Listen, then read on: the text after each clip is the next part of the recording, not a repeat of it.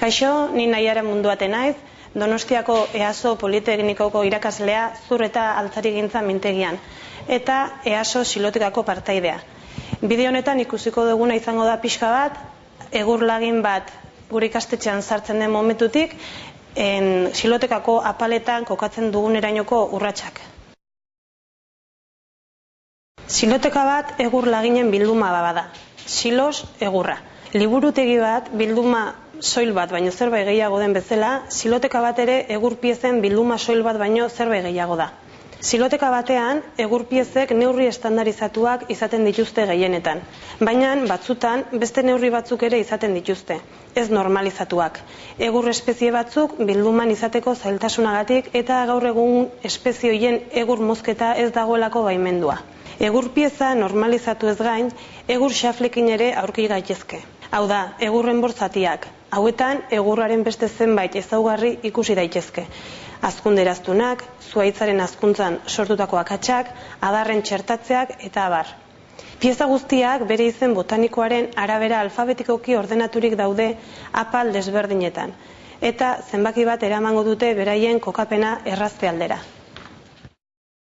Guztia, lagin berriak iristen direnean hasten da.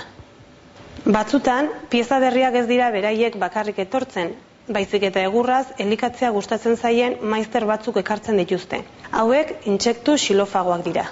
Gainera, izurri hauek bilduma guztian zehar barneratzeko arriskua dago.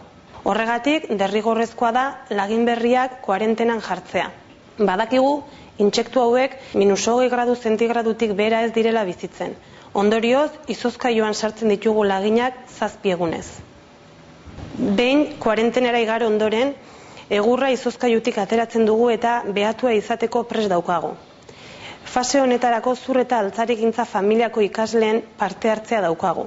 Ekintza honek balio didaktikoa handia duenez, ikasleek beraiek ziurtatu eta behatu ditzakete egurraren ezaugarri desberdinak eta bereizten ikasi. Zaindura eta kolorearen behaketa. Irudia 30 aldiz handiagotzen duten lentea erabiliz. Dentsitatearen neurketa, kalibrea eta doitasun handiko balantza erabiliz. Beste zenbait ezaugarri, testura eta usaina adibidez. Batzutan laginak bere izen botanikoarekin bakarrik etortzen dira.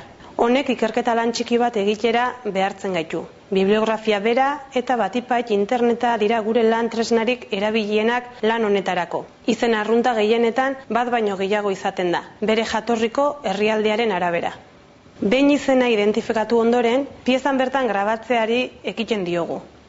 Horretarako, laser grabaketaren bidezko teknologiarekin kontatzen dugu.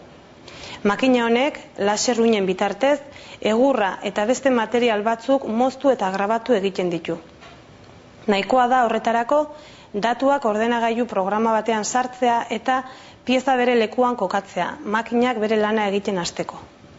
Berriro xilotekan prozesuko azken urratsak falta zaizkigu. Fitxa teknikoen prestaketa. Lagin bakoitzarentzat fitxa bat egiten da, bertan zuhaitzaren eta egurraren daturik interesgarrienak biltzen dira, eta zuhaitzaren marrazki bat eta egurraren argazki bana gehitzen dira.